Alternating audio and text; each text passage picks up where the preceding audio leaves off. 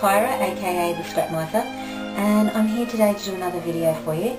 Today I want to concentrate on embossing techniques, so basically dry embossing. In another video I will cover embossing with inks, but today I'd like to show you a lot of the different ways that you can achieve an embossed look very cheaply and very effectively. So we'll get started now. Okay, so these are a few of the tools that you would normally buy if you're wanting to do some embossing. I've got the embossing stylus, but you can use a pen with no ink in it, okay, as long as the nib is completely dry.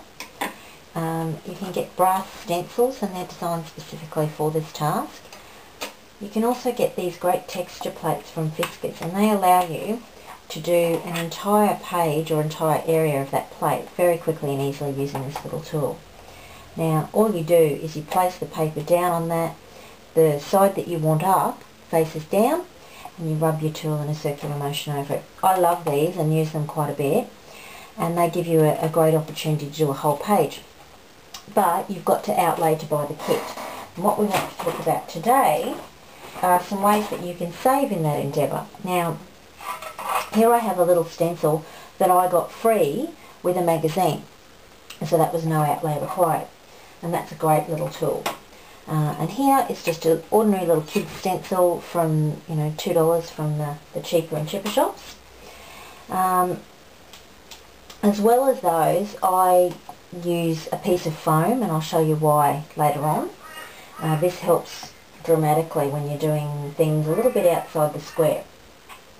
First off, what I want to show you is just the basic dry embossing technique. So to achieve that, all we do is we grab a piece of cardstock. The shiny side is the one that I want to face up, so I will place it face down on my stencil. Now you'll notice that I've got this massive light box working here. We created this in an old sewing table. We took the sewing machine section out, put a piece of glass over the top, and we just got a cheap little fluorescent light underneath. All you need is a little embossing light. If you can't get that, you can use a window. You need to tape everything together and tape it to your window so that you're looking through and just working on going over your shape, or any glass table with a light under it will do. But all we do is we take our stylus and we just go around the inside of the design. Now what I'm doing with this one is I'm using the smaller nib that's available on this stylus, and that's because it fits in all of the corners. So be careful when you're choosing your style nib end that the one that you choose fits into all of the ends. So here's a really simple little pattern, and you could repeat this over an entire page.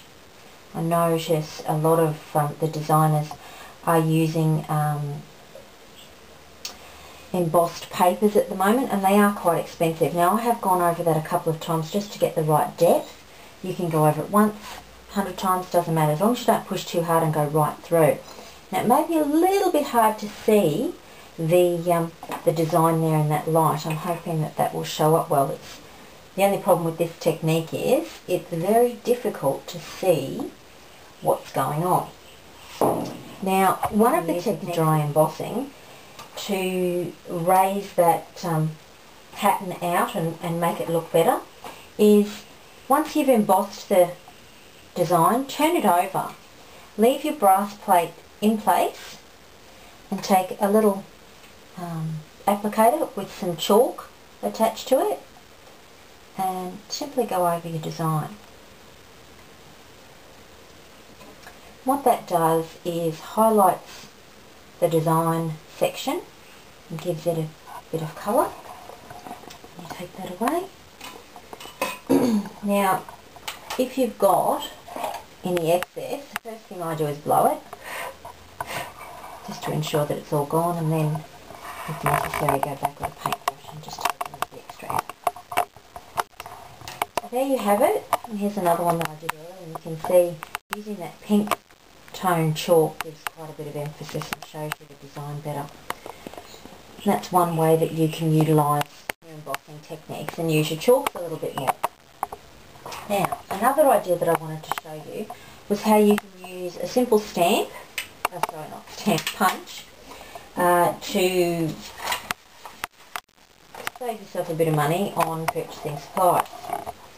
Now, this time what I'm going to do is place the side that I want up, which is the shiny side, down, and place it into the punch. I'm actually going to use a wooden skewer to do the embossing this time because I need to get right into these intricate corners. So what I do is I hold my piece of cardstock firmly and I just lightly go around those edges of the punch until we've gone all the way around.